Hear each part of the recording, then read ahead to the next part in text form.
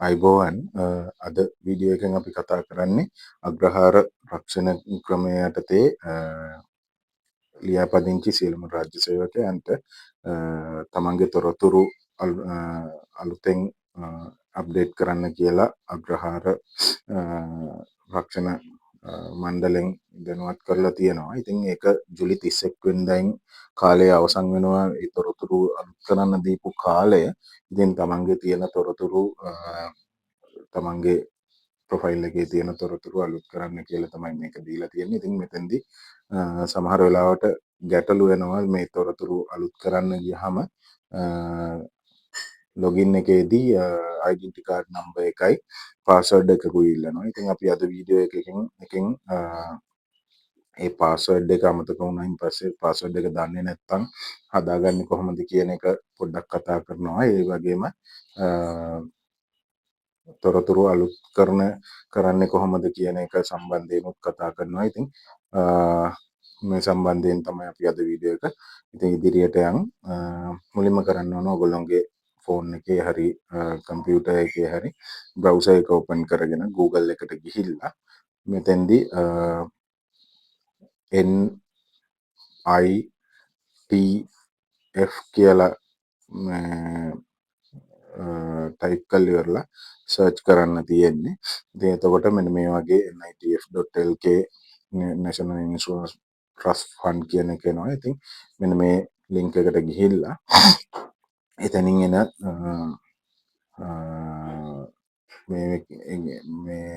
මේ එකේ මෙතෙන්දී මුලින්ම මේ ලොගින් වෙන්න පුළුවන්. එහෙම නැත්නම් details update කියන එකට යන්න පුළුවන්. මෙතන මුලින්ම එන්නේ මේක. ඉතින් මේ existing member login කියන එකට අපි යමු. එතකොට එතෙන්දී ඔයගොල්ලන්ට මෙතන national identity card number එක type කරලා දීලා ඉවර වෙලා එතනින් password එකක් දීලා යන්න පුළුවන්. ඒකට අපි පස්සේ යමු. ඊට කලින් password එක දන්නේ නැත්නම් මෙතනින් මෙන්න මේ forgot password කියන එක ක්ලික් කරලා ගිහිල්ලා එතෙන්දී එනවා recovery method එක මොකක්ද කියලා අහනවා. මේ එතන මේ නිල් පාට කොටුව මේ ක්ලික් කරාම mobile number එකද email address එකද කියලා අහනවා. සාමාන්‍යයෙන් අපි mobile number එක දීලා තියෙනවා. ඔයගොල්ලෝගේ පාවිච්චි කරන mobile number එක මේ login එක හදද්දී ඔයගොල්ලෝගේ දෙපාර්තමේන්තුවෙන් හරි ඔයගොල්ලෝගේ ආයතනයෙන් ඔයගොල්ලෝ රාජකාරී කරන ආයතනයෙන් හරි මේක ලොගින් එක මුලින් හදලා ඇති. ඒක නිසා මොබයිල් නම්බර් එක දීලා බලන්න. එහෙම නැත්නම් මොබයිල් නම්බර් එක හරි ගියේ නැති වුණොත් ඊමේල් ඇඩ්‍රස් එක දෙන්න. මොබයිල් නම්බර් එකේදී වෙන්නේ මේ වගේ දීලා මොබයිල් නම්බර් එක ටයිප් කරන්න කියනවා. මොබයිල් නම්බර් එක ටයිප් කරලා ඉවරලා කන්ටිනියු කරාන් පස්සේ මම ඒක කරලා පෙන්නන්නම්.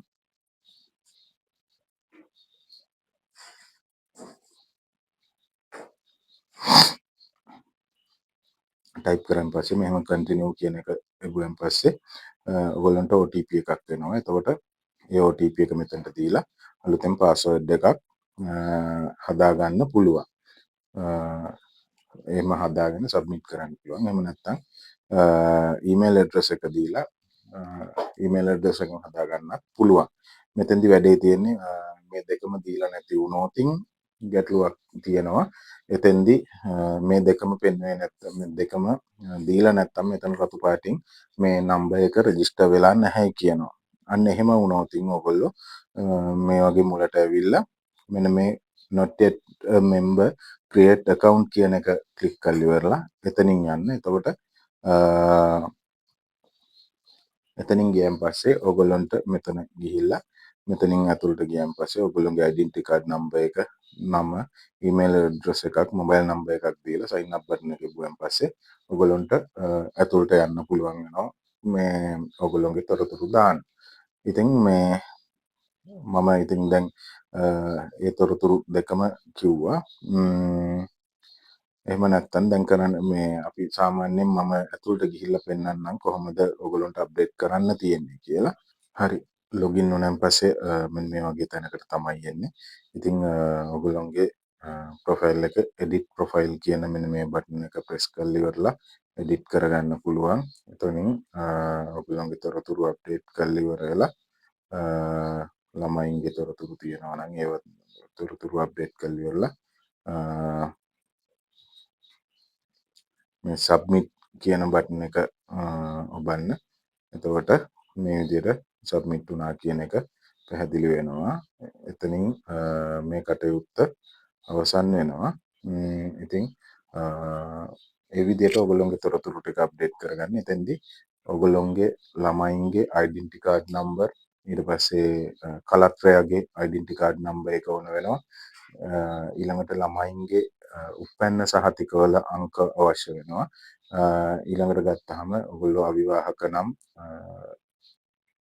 දෙමව්පියන්ගේ හැඳුනුම්පත් අංක අවශ්‍ය වෙනවා. ඊළඟට අන්තිමේදී තමන්ගේ දැනට පඩි වැටෙන බැංකු පොතේ ගිණුම් අංකය අවශ්‍ය වෙනවා. ඒ ටික තොරතුරු ටික අප්ඩේට් කරගන්න තියෙනවා. ඉතින් ඒ ටික බලලා සරලයි මේක අප්ඩේට් කරගන්න. මෙතෙන්දී ගොඩක් අයට මේ ගැටලුවක් වෙන්නේ මේ ඩෙන්ටි කාඩ් නම්බර් එකයි පාස්වර්ඩ් එකයි දෙක ගැලපෙන්නේ නැති වෙන එක. ඉතින් ඒකට අර අපි මුලින් කියපු විදියට මේක සකස ගන්න.